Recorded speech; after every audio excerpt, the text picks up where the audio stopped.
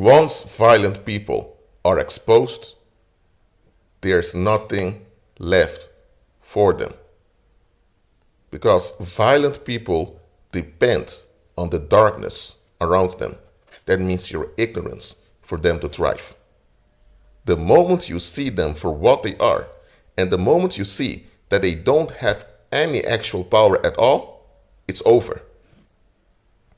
Now, listen to the following here.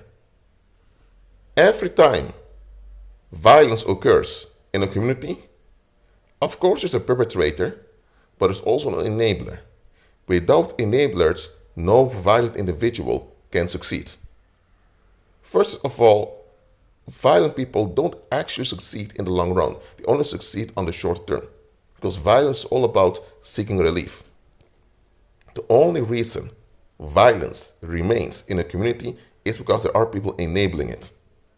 Now, if you are a small kid and your parents are violent, then it's understandable that you put up with it, because what can you do about it? If you challenge it, it can become your last day on the earth.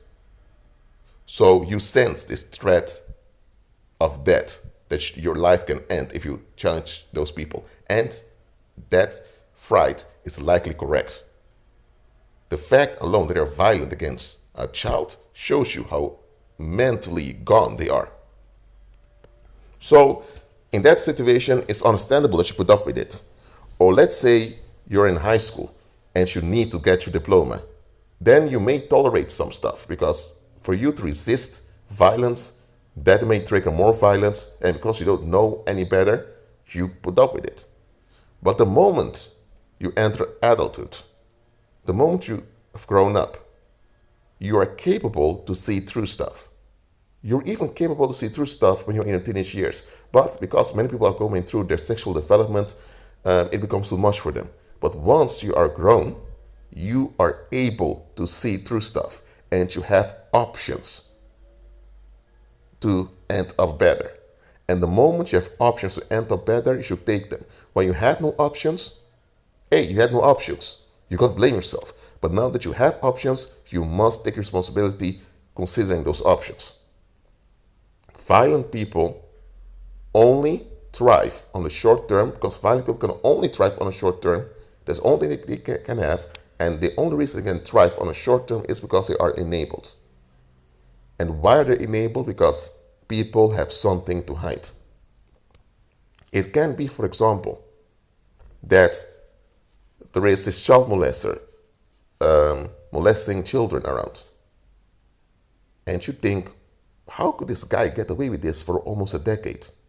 But then you figure out that there's a lot of cheating going on in that community. There's even doubt whether some of the children belong to the father of the household. So all of this is going on. And the child molester, who was a victim himself while growing up of this sexual dysfunction, he knows the truth about the community. So if they would have opposed the child molester openly, he would be able to reveal all their dirty secrets. And this is something none of them wanted to happen. So to save face and to prevent them having to face themselves, they rather put up with children being victimized than for them to take responsibility. Now, this may sound very cruel and very outlandish, but that's how it goes in the world. Whenever there is violence that continues, it is because people enable it to preserve themselves. There is something about them they don't want to face. There's something about them as a community they don't want to deal with, and that's why they prefer the victimization of some of their own. Some of you who are listening to this, you were such a victim. The reason you were victimized over and over again was because the community preferred you being the target of violence than for them having to deal with violent people. Because dealing with violent people, even as a community, can turn out ugly. Even if you manage to shut down the violence, it will still be ugly. Because violent people won't go down without a fight.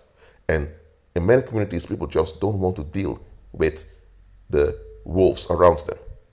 So when the wolves find an outlet for their bitterness, the community tolerates those wolves having their target for bitterness, and they will tolerate those victims being victimized.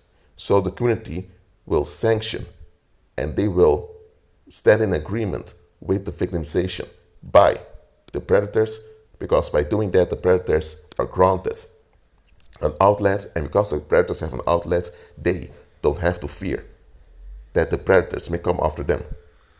That's why, for example, you may have a woman that's married to an alcoholic and abusive husband, but every time she aims for a divorce, people begin to blackmail her to stay in that destructive marriage.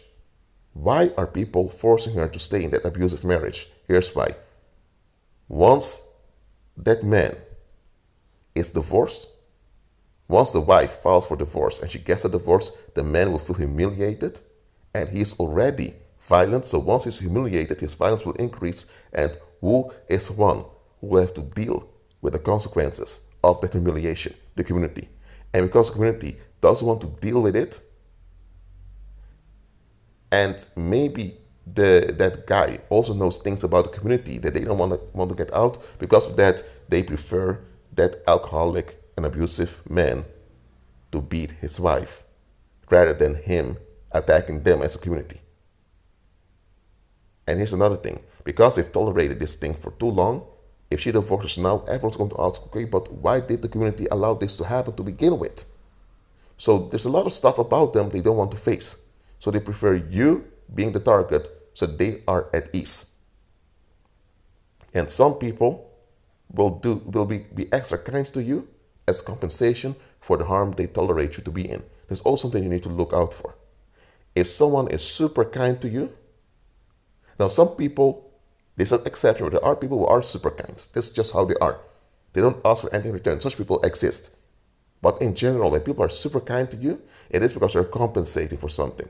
Either it's something they want from you, and that's why they blind you with love bombing, or they're love bombing you so you won't see the fact that they are enabling harm upon you. They do all this extra kind stuff to you as a kind of a rescuer, just to blackmail you into staying in a dangerous situation, so that you would never even consider that they are responsible for the misery you go through, because they are enabling harm on you. They don't want to fix themselves as an enabler, so they are extra kind to you, so they can use this kindness to blackmail you and to blur other people's perception. They want you to look bad if you ever point out their responsibility for the violence they've suffered. Because then they will say, but what about all the kind of stuff I did to you? When your father was beating you, I always listened to you. I always did this and that. Okay, the individual may have been there for you when your father was out of line, but why didn't they report your father? Why didn't they shut your father down? So they're not willing to take actions against your father to shut him down, to end the violence, but they are willing to allow the violence to continue and invest all this extra kindness in you. What is that? You may have a woman that stayed with an abusive husband, and now she's going through the country promoting her book of how she's a survivor of domestic violence. But one thing about it is that she persisted in staying with a man that was harming her kids. And she was always comforting the kids when the father was out of line. One of those children later, as an adult, tells the people, hold on a minute, why are you buying my mother's book, promoting her like she's a saint? Hold on a minute. If she knew the man was out of line, why did she marry him? Or why did she get involved with him? And while she was involved with him and she realized this man is dangerous, why did she stay? When the man began to threaten her family, to harm her family members and their friends, why did she stay? Why did she enable harm on her environment? And when we were born, and we as children, we had no choice. She stayed in the danger at our expense because she was addicted to attention. Yes, she was very kind. She was very kind as a mother, but why was she so kind? Why wasn't she responsible? If she was responsible, we would have been safer. Then we wouldn't have all these mental issues as adults. So she was willing to sacrifice our mental well-being as human beings just for her to get a relief. It's only when things got way too ugly for her that she escaped. And now she wants sympathy for escaping, not considering the fact that she neglected her children and she neglected the community just to get her narcissistic supply. So she's a narcissist too. So realize that when people are super kind to you, there are times someone's just super kind. There's nothing wrong with the individual. There's no bad motive. But in general, it's either because they want something from you, that's why they love bomb you, or it is because they're hiding something that they're neglecting towards you. So, no violence can continue unless people enable it. And the reason people enable violence is either because they're not in a position to actually do something about it. That's when you're dealing with children, or you're dealing with adults in a very vulnerable position. For example, someone is terminally ill, or someone is crippled, or someone is deeply depressed. So there are times even adults cannot actually do something about it, because remember, we're all vulnerable creatures. Or people don't want to do something about it. It's because they benefit from the violence, in the sense that all the negative attention is on the victim and not on them. So don't be deceived by unusual kindness. Be at peace.